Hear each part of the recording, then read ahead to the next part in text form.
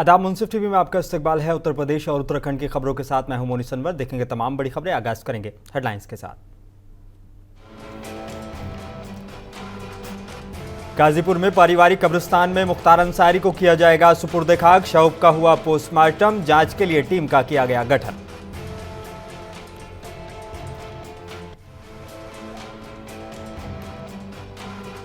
Samajwadi party के सांसद doctor ST Hasan ने मुख्तार अंसारी की मौत को लेकर दिया बड़ा बयान। बोले नेचुरल डेथ हुई है या फिर पॉलिटिकल मर्डर, इसकी जांच होनी चाहिए।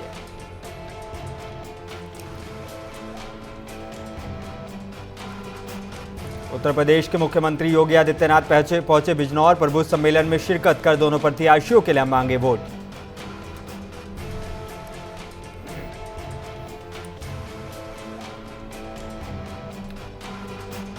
और रुड़की में भाजपा प्रत्याशी त्रिवेंद्र सिंह रावत का पूर्व सैनिकों ने किया सम्मान। बोले पीएम मोदी ने राष्ट्रहित में कड़े फैसले लिए हैं।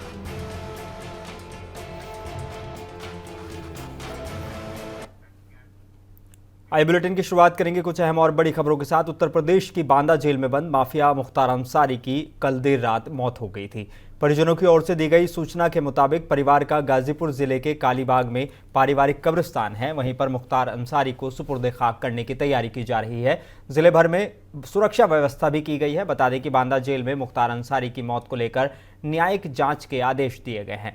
इस मामले में जांच अपर मुख्य न्यायिक magistrate MP-MLA court Garima Singh करेंगे। बांदा कोर्ट की मुख्य न्यायिक मजिस्ट्रेट भगवान दास गुप्ता ने गरिमा सिंह को जांच अधिकारी नियुक्त किया है। इस मामले में गरिमा सिंह से 1 महीने के अंदर जांच रिपोर्ट मांगी गई है।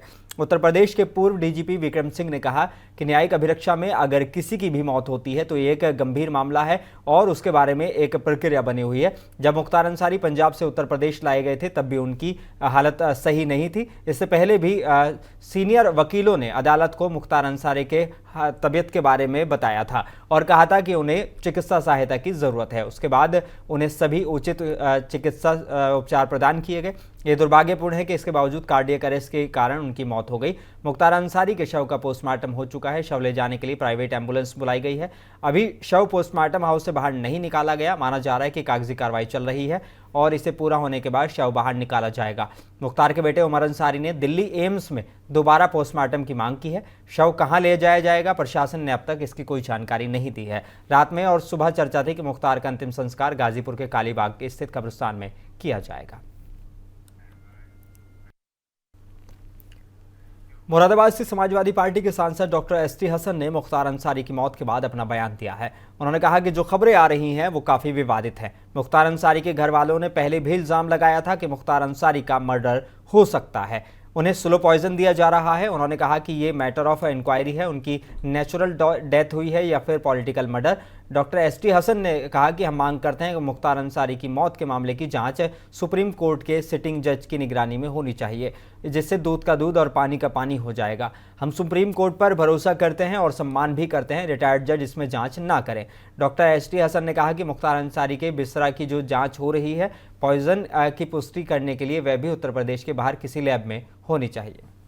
देखिए, इनकी डेथ की उनके घर वालों ने बहुत से इल्जामात लगाए और पहले से ही उनके भाई कह रहे थे कि मुख्तार अंसारी साहब का मर्डर हो जाएगा। अब क्या हकीकत है, क्या सही है, क्या गलत है, इसकी एक हाई लेवल इंक्वायरी हो और जिसके अंदर सुप्रीम कोर्ट का सिटिंग जज की निगरानी में होनी चाहिए, रिटायर्ड जज नहीं होना चाहिए।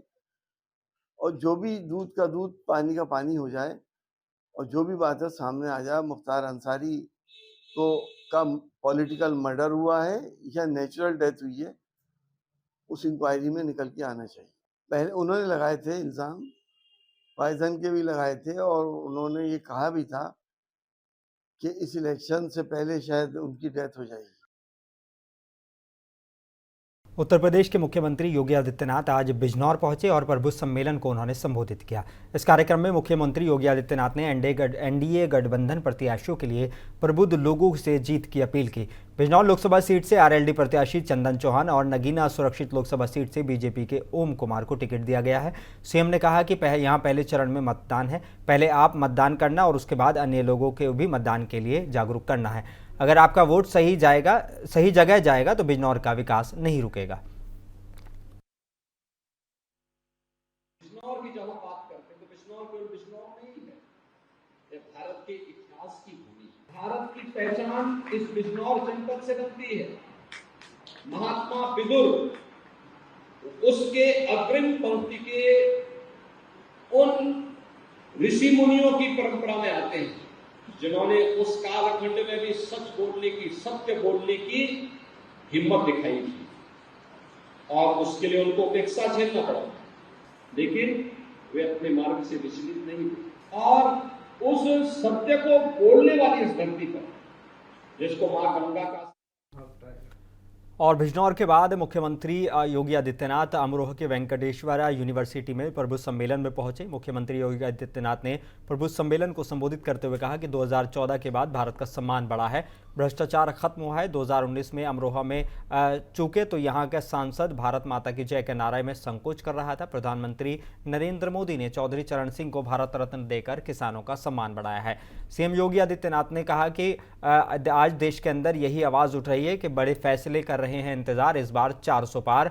साथ ही उन्होंने कहा कि आतंकवाद नक्सलवाद नियंत्रण में है। 2014 से पहले देश में अराजकता का माहौल था। इस दौरान उन्होंने समाजवादी पार्टी और इंडिया गठबंधन पर भी निशाना साधा। कल अमरोहा में लोकदल ने भी एक सभा की, चौधरी जयंत चौधरी की है। कितना बड़ा अवसर हमारे सामने है जब किसानों के मसीहा चौधरी चरण सिंह जी को भारत सरकार ने भारत रत्न से सम्मानित किया। बहनों और भाइयों, ये सम्मान केवल चौधरी साहब का नहीं है, हम सब उत्तर प्रदेश वासियों का। उत्तराखंड के रुड़की के शिवाजी कॉलोनी स्थित पुंडीर फार्म में भाजपा के लोकसभा प्रत्याशी त्रिवेंद्र सिंह रावत का पूर्व सैनिकों द्वारा फूलमालाओं से जोरदार स्वागत किया गया। इस मौके पर बड़ी संख्या में महिलाएं भी पहुंची थी। इस दौरान त्रिवेंद्र सिंह रावत ने कहा कि राष्ट्र की उन्नति और तरक्की के लिए नरेंद्र मोदी बेहद जरूरी है। नरेंद्र मोदी ने इस देश को शिखर तक पहुंचाया है।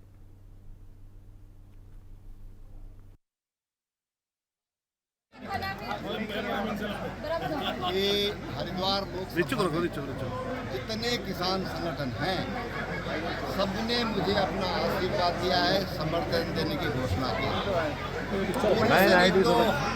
मैं भी एक पूर्व सैनिक का पुत्र हूँ और पूर्व सैनिकों का तो हमेशा ही आशीर्वाद ये भारतीय जनता पार्टी को मिला है।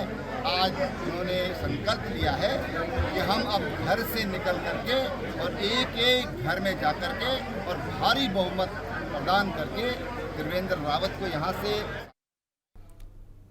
उत्तर प्रदेश की उन्नाव लोकसभा सीट से इंडिया गठबंधन की समाजवादी पार्टी के प्रत्याशी अनु टंडन ने आज कृष्णानगर स्थित पार्क व्यू पैलेस में इंडिया गठबंधन की संयुक्त प्रेस कॉन्फ्रेंस की है। इस प्रेस कॉन्फ्रेंस में सपा कांग्रेस और आम आदमी पार्टी के जिलाध्यक्ष मौजूद रहे। उन्नाव में चौथे चरण में 13 मई को वोटिंग होनी है। लोकसभा सीट का ऐलान के बाद उन्नाव में समाजवादी पार्टी के प्रत्याशी अनु टंडन ने कमर कस ली है।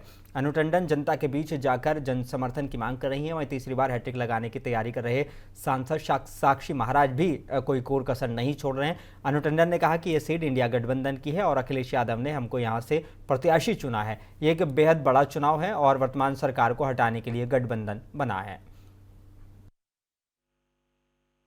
आज एक बैठक थी संयुक्त इंडिया गठबंधन की और जैसा कि आप जानते हैं कि हमारी पार्टी ने ये सीट अपने लिए ली और मुझे सौभाग्य मिला कि अखिलेश यादव जी ने मुझे प्रत्याशी चुना और ये चुनाव एक बहुत बड़ा चुनाव है।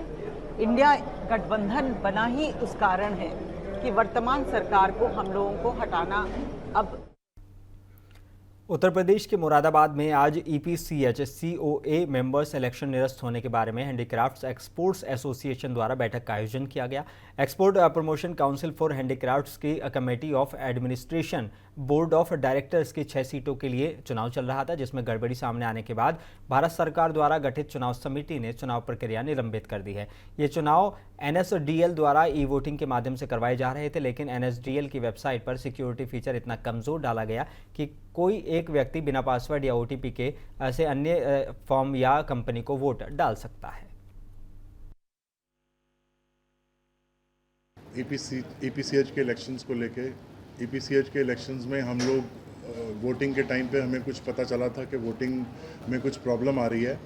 वोट डल रहे थे लेकिन गलत तरीके से डल रहे थे, तो वो कुछ टेक्निकल खामी थी। उसके लिए हम परसों के दिन हम गए डीसी हैंडीक्राफ्ट के ऑफिस में, वहाँ पे डीसी मैडम से भी मिले हम। उसके बाद हम लोग को गाइड किया गया कि हम अपनी बात को इलेक्शन कमीशन के सामने रखें, जो इलेक्शन टीम थी, इलेक्शन कमेटी। मुजफ्फरनगर में आदर्श लोकसभा चुनाव आचार संहिता को देखते हुए मुजफ्फरनगर पुलिस द्वारा चलाए जा रहे विशेष चेकिंग अभियान के चलते एक चुनावी असलहा फैक्ट्री का भंडाफोड़ किया गया है, जिसमें 4 आरोपियों को मौके से गिरफ्तार किया गया है और भारी मात्रा में अवैध पिस्टल, 1 दर्जन से ज्यादा देसी तमंचे, कारतूस, पिस्टल मैगजीन और हथियार बनाने के उपकरण बरामद किए गए हैं। पुलिस रेड के दौरान एक अवैध हथियार सप्लायर पुलिस को चकमा देकर फरार हो गया। एसएसपी मुजफ्फरनगर अभिषेक सिंह द्वारा आज पुलिस लाइन में एक पत्रकार वार्ता के दौरान ये जानकारी दी गई है।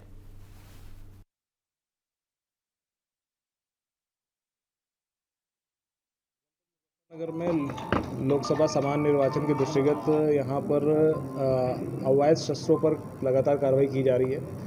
आसूचना के आधार पर एसपी सिटी, सीओ सिटी और कोतवाली ने एक ऑपरेशन चलाया, जिसमें 4 लोग गिरफ्तार किए गए हैं जो अवैध असला फैक्ट्री चला रहे थे। इसमें दानिश, जावेद, शमशाद और तस्लीम, ये 4 लोग पकड़े गए। इसमें 2 व्यक्ति, शमशाद और तस्लीम, पहले भी असला फैक्ट्री के मामले में जेल जा चुके हैं। इसमें बाकी 2 लोग उनका सहयोग कर रहे थे और इसमें ये ग्राहक ढूंढने की फिराक में थे। जिला सिद्धार्थनगर में अभी फर्जी नियुक्ति का मामला ठंडा भी नहीं हुआ था कि तहसील इटावा निवासी एक शिक्षक के फर्जी होने का बम फोड़ दिया गया। आपको जानकारी दे दें कि तहसील इटावा के निवासी निसार खान ने एक शिक्षक पर फर्जी तरीके से अध्यापक बनने का आरोप लगाते हुए कहा कि इसकी जानकारी होने पर मैंने आला अधिकारियों को शपथ पत्र के साथ अवगत कराया, मगर इस मामले में कोई कार्रवाई नहीं की गई। उन्होंने कहा कि शिक्षक 31 मार्च को रिटायर भी हो जाएगा और अभी तक जांच पूरी नहीं हुई है। आपको याद दिलाने कि जिला सिद्धार्थनगर में अभी कुछ दिन पहले बीएसए सिद्धार्थनगर और 3 अन्य पर फर्जी शिक्षक नियुक्ति को लेकर एफआईआर भी दर्ज हो चुकी है। निसार खान ने इसकी शिकायत डीएम सिद्धार्थनगर, डीआईओएस और संयुक्त शिक्षा निदेशक और गोरखपुर की एसटीएफ इकाई को पत्र लिखकर जांच की मांग की थी। विद्यालय निरीक्षक ने बताया कि जांच के लिए स्कूल मैनेजर को लिखा गया है, रिपोर्ट के आधार पर कार्रवाई की जाएगी। फर्जी दस्तावेजों के सहारे जनता आदर्श इंटर कॉलेज गौरा बाजार जनपद सिद्धार्थनगर में वर्षों से फर्जी नियुक्ति पर कार्यरत है। इसकी शिकायत मैंने जिला विद्यालय निरीक्षक, जिला अधिकारी, संयुक्त शिक्षा निदेशक को की गई तथा मैंने कई कार्य न होने हो तो देख रहे हैं गोरखपुर एसटीएफ को भी पत्र दिया। एंटी करप्शन टीम झांसी ने बिजली विभाग के बाबू को 5,000 रुपए की रिश्वत लेते हुए गिरफ्तार किया है। रिश्वत की मांग खेत पर बिजली कनेक्शन करने के नाम पर मांगी गई थी। वो मामला उरई कोतवाली के कल्पी रोड स्थित ऊर्जा भवन का है। जानकारी के मुताबिक केलिया निवासी युवा किसान विकास को अपने खेत पर बिजली कनेक्शन करवाना था। इस पर वह विभाग गया तो 18 मार्च में उससे 7,000 की रिश्वत मांगी गई। किसान विकास द्वारा आरजू मिन्नत कर 5,000 में विभाग के बाबू मोहन यादव से बात तय हो गई। इस बीच किसान विकास ने एंटी करप्शन झांसी से संपर्क किया था, जिसके बाद ये कार्रवाई की गई है। और मैं तो आज सुबह ही आज निकला था अपने बड़े विद्युत उपभोक्ताओं से रेवेन्यू वसूलने के लिए साइट पे था और उसी समय हमको बाबू ने सूचित किया कि सर। जिला बलरामपुर के महाराजगंज तराई इलाके के ग्राम पंचायत कन्हरा मजरा में ओमकार का है, जो अपनी पत्नी छोटका को दवा कराने स्थानीय medical Shri Shyam store medical store पर गया था। मेडिकल स्टोर संचालक सुभाष कुमार कसौधन ने कुछ दवाइयां दी और इंजेक्शन दिया और ड्रिप लगाई, जिसके बाद परिजन महिला को घर ले गए। जिसके बाद चेहरा उसका काला पड़ जाने से परिजन आनन फानन महिला को लेकर बड़े अस्पताल के लिए निकले, लेकिन कुछ दूर जाने के बाद ही रास्ते में महिला की मौत हो गई। जानकारी के मुताबिक मेडिकल स्टोर संचालक सुभाष कुमार कसौधन का कहना है कि उनके पास डी फार्मा की डिग्री है और कुछ नहीं है और बुद्धिजीवियों द्वारा समय समय पर जिला प्रशासन से झोलाछाप चिकित्सकों के खिलाफ कार्रवाई की जाने की मांग की जा रही थी।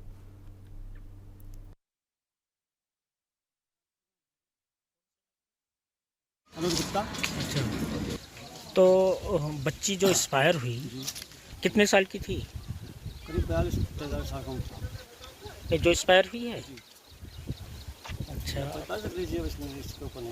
नहीं तो ये जो आपने फिरोजाबाद के थाना सिरसागंज इलाके के बाछीमई गांव के पास रेलवे ट्रैक पर युवक और युवती का शव मिलने पर इलाके की पुलिस मौके पर पहुंची और छानबीन करते हुए पता चला कि दोनों जायमई गांव के रहने वाले हैं। मृतक अनुज और युवती शिवानी उनका नाम बताया गया है। बीती रात घर से गायब हुए थे, जो प्रेमी और प्रेमिका बताए जा रहे हैं। पुलिस आगे की कार्रवाई में जुट गई है। एसएचओ सिरसागंज को सूचना मिली कि गांव बाछीमई जो थाना सिरसागंज में ही है, वहाँ पे रेलवे ट्रैक है, वहाँ पे दो डेड बॉडीज़ हैं। सूचना पे तत्काल मौके पर गए और वहाँ पे जाने पर ऐसा प्रतीत हुआ कि ट्रेन से कटकर दोनों, एक लड़का और लड़की, दोनों की मौत हुई है। छानबीन करने से पता चला कि ये बगल के गांव जायमई के रहने वाले हैं। और उत्तर प्रदेश के बाराबंकी जिले में लोकसभा चुनाव से पहले पुलिस ने अवैध शस्त्र की फैक्ट्री का भंडाफोड़ किया है। एसपी दिनेश कुमार सिंह ने थाना देवा पुलिस द्वारा की गई कार्रवाई का खुलासा करते हुए बताया कि तमंचे, कारतूस और अवैध हथियारों को बनाने के उपकरण बरामद किए गए हैं। साथ ही एक अभियुक्त को गिरफ्तार किया गया है, जबकि दूसरा भागने में कामयाब रहा। वहीं पूछताछ में आरोपी ने बताया कि अपने साथी के साथ मिलकर काफी दिनों से अवैध असला बनाने की फैक्ट्री चला रहा था। ये लोग अलग अलग जिलों में जैसे सीतापुर, लखीमपुर खीरी, बाराबंकी में सप्लाई करते थे। वहीं बाराबंकी एसपी दिनेश कुमार सिंह ने बताया कि दूसरे आरोपी के लिए टीमें लगी हुई हैं। जल्दी उसको पकड़कर जेल भेजने का काम किया जाएगा।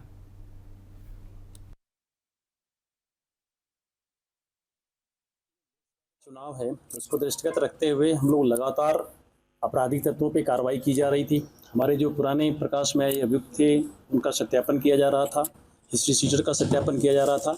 उसी क्रम में कुछ अवैध शस्त्र भी पीछे बरामद हुए थे।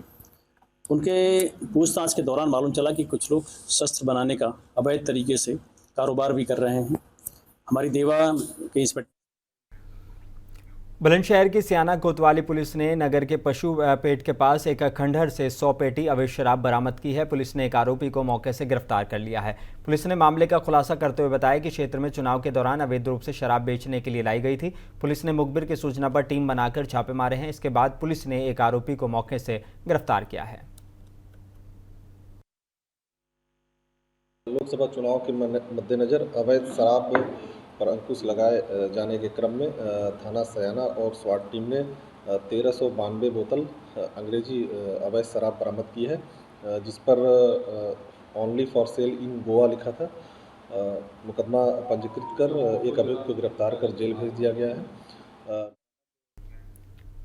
जौनपुर में भूमि अधिग्रहण के मामले में विरोध प्रदर्शन करते हुए सैकड़ों की संख्या में ग्रामीण इकट्ठा हुए और जौनपुर से वाराणसी के लिए निकले। इनका कहना है कि हमारी ज़मीन आवास विकास में चली गई है और हम लोगों के पास कोई दूसरी ज़मीन जीवन यापन के लिए नहीं है। सरकार से हमारी मांग है कि हम लोगों को उनकी ज़मीन वापस दी जाए।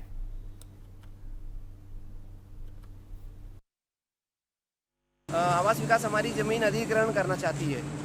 इसका प्रोसेस वो 2003 से कर रही है, लेकिन वो कानून के खिलाफ काम कर रहे हैं इस वक्त। ये ऑटोमेटिक निरस्त होना चाहिए था, लेकिन वो इस प्रक्रिया को कंटिन्यू किए हुए हैं। अगर उनको ये प्रक्रिया कंटिन्यू की तो उनको नए सिरे से काम करना चाहिए था, लेकिन पहले के ही प्रोसीजर को वो फॉलोअप कर रही है। तो हम कुशीनगर जिले के थाना जटहा इलाके के कुछ दबंगों ने बिना वजह एक मस्जिद में नमाज पढ़ने वाले मौलाना की जमकर पिटाई कर दी, जिसमें मौलाना बुरी तरह जख्मी हो गए। वहीं बीच बचाव करने आए गांव के ही एक व्यक्ति पर भी हमला कर दिया गया, जिससे उसकी हालत गंभीर बताई जा रही है।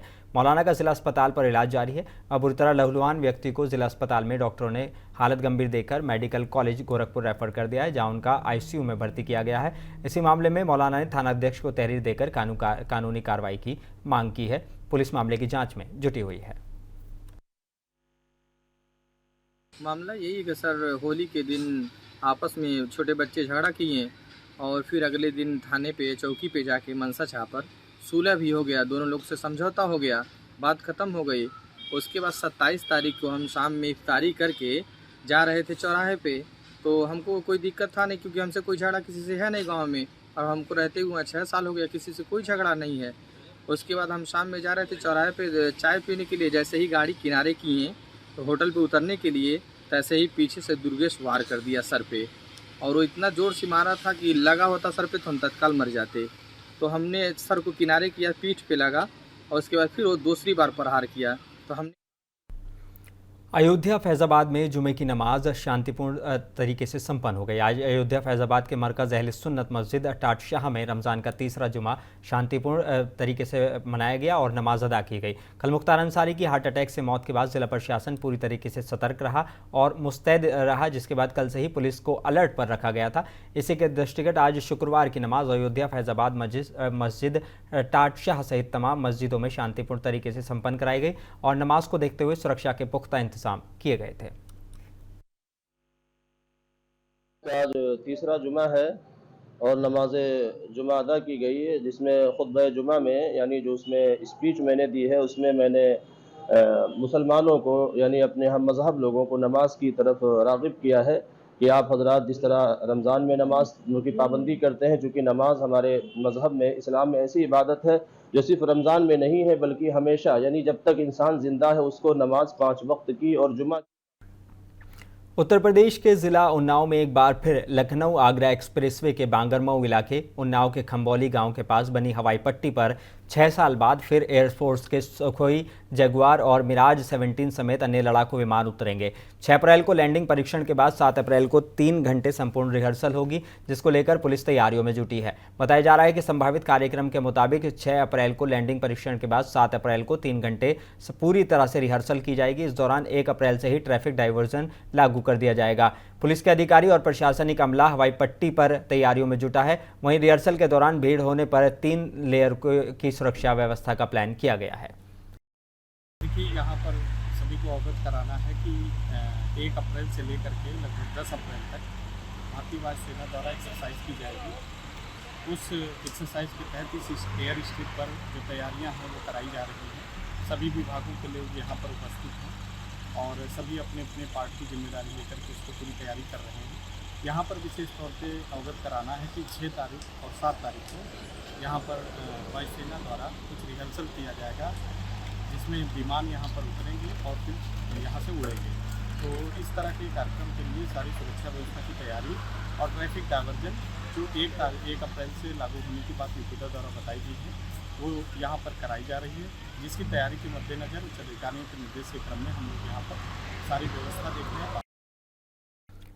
शाहजहाँपुर में आगामी त्योहारों और लोकसभा चुनाव के मद्देनजर प्रभारी थाना सदर बाजार रविंद्र सिंह के नेतृत्व में सदर पुलिस और केंद्रीय पुलिस एसएसबी के साथ दंगा नियंत्रण कानून, शांति व्यवस्था और जनमानस में सुरक्षा की भावना जगाने के लिए सदर बाजार के प्रमुख मार्गों, चौराहों और भीड़भाड़ वाले स्थानों पर फ्लैग मार्च किया गया। साथ ही संदिग्ध व्यक्तियों और वस्तुओं के लिए चेकिंग अभियान भी चलाया गया।